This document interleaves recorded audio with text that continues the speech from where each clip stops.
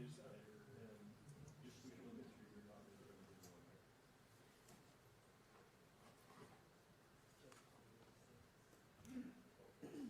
need to make sure the video does not be turned on. Okay, if you make sure that they know that for sure. Let it be all the way over.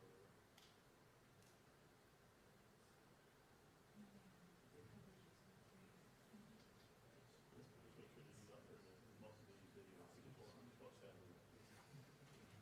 All right, so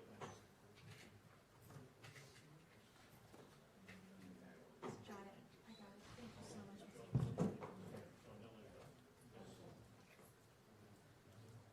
all right. Fourth one, state Utah down session, I'm going up fast. Please be seated.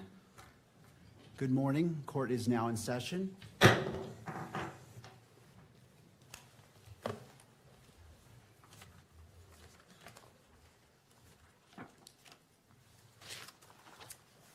Calling the case 251-403-576, State of Utah versus Tyler James Robinson. Counsel, could you enter your appearances, please? Chad Grunander, Jeff Gray, Lauren Hunt, Ryan McBride, and Chris Ballard for the state, Your Honor. Good morning, counsels. Good morning, Your Honor. Kathy Nestor, Michael Burt, and Richard Novak on behalf of Mr. Robinson. Morning, Your Honor. Good morning to you all. Good morning. And to the jail. Do we have Mr. Robinson present? Yes, Your Honor. All right. Mr. Robinson, good morning to you as well. Counsel, as we begin, I have entered orders allowing the admittance of Mr. Michael Burt, Mr. Richard Novak, pro hoc vice, and appointing them along with Ms. Catherine Nestor to be Mr. Robinson's counsel. The court enters findings that the combined experience of counsel meets and exceeds the requirements of Rule 8. Counsel, do we have, what would we like to accomplish today? I have two items, Judge. I just wanted to make a record that under Rule 16 of the Utah Rules of Criminal Procedure with respect to discovery, the state is required to provide to the defense within 5 days of the defense's request the discovery that we relied on in making this charging decision. We'll be prepared to do that, so we'll look for defense counsel's request or the next day or so, and we'll provide that to the defense. Thank you. We also, for the court's information, we met this morning with the defense team briefly in our office to talk about discovery and the process, so we'll be working together. There is a substantial amount of discovery in this case, Your Honor. It's voluminous, to say the least, and we're working on a process where we can exchange information as quickly as possible and be efficient in that process.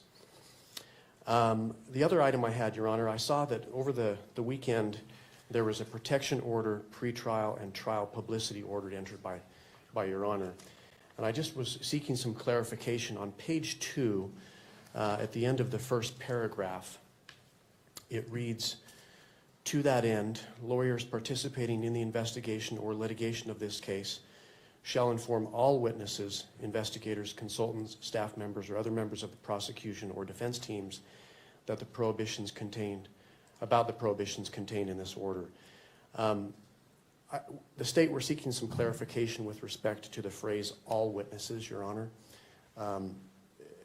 There are a number of witnesses that have yet to be identified that will likely be used in the state's case. This occurred in front of 2,000 to 3,000 students at Utah Valley University. So we're in the process of identifying those witnesses. And so those individuals are presently unknown right now. So we're looking for a little clarification from the court. And I suppose we're not going to make any arguments today, but there may be some follow-up pleadings that we may need to file. Thank you. Ms. Nestor, did you want to be heard about that issue? No, Your Honor, we would defer to whatever the court wants to advise them on that matter. I mean, I think it's fairly obvious that we don't know who all the witnesses are in this case yet. I think it's just important that if anyone is identified that they have information about this order. So I think other than that, we wouldn't weigh in on any other matter. Thank you.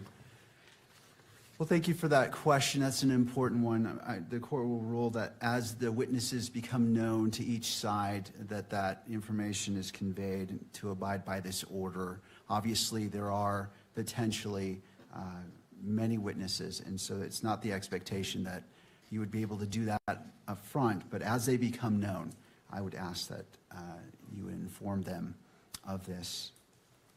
Anything else, counsel? Nothing from the state, nothing else, Judge. Thank you. Ms. Nestor. Thank you, Your Honor. We recognize that we are here today for a waiver hearing. It is not our intent to waive a preliminary hearing in this matter.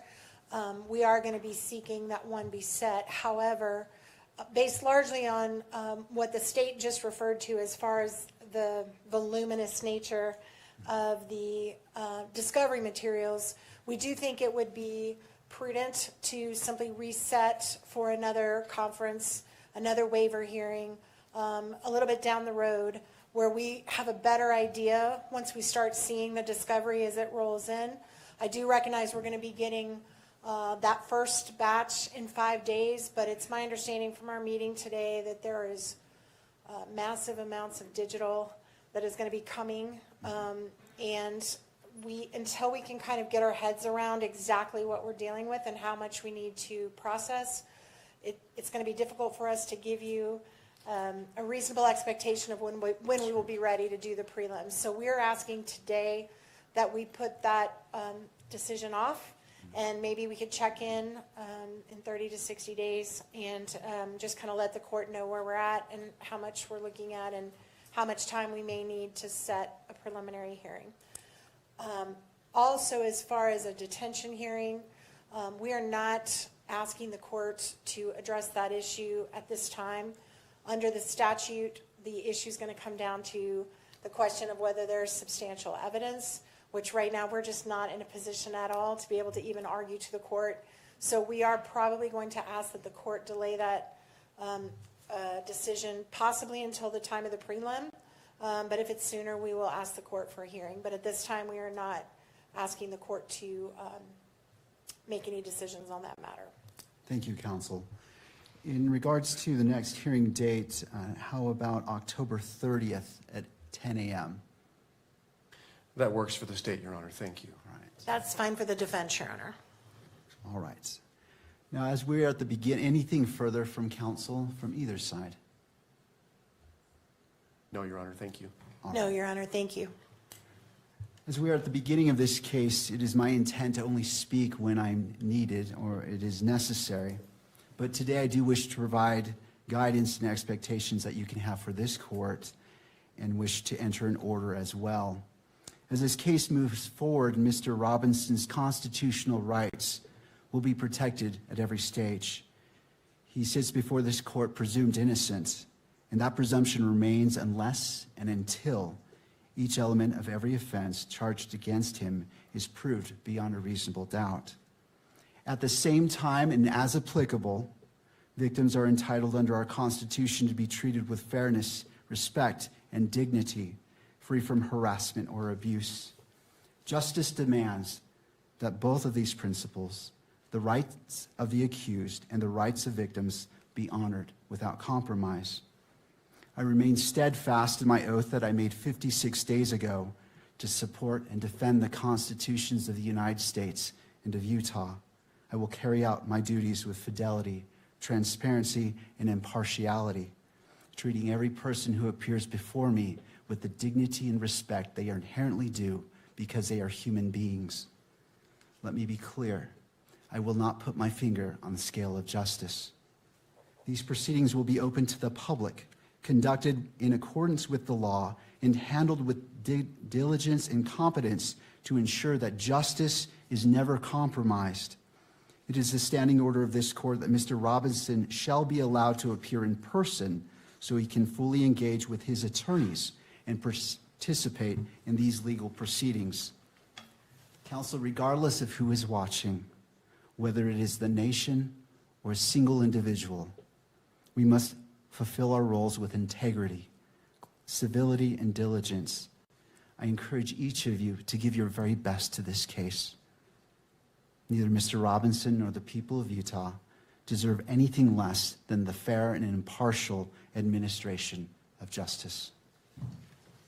In regards to the next hearing, counsel, on that October 30th date at 10 a.m., it's the court's intent that it be in person if it be the wish of counsel for the defense for Mr. Robinson to be present.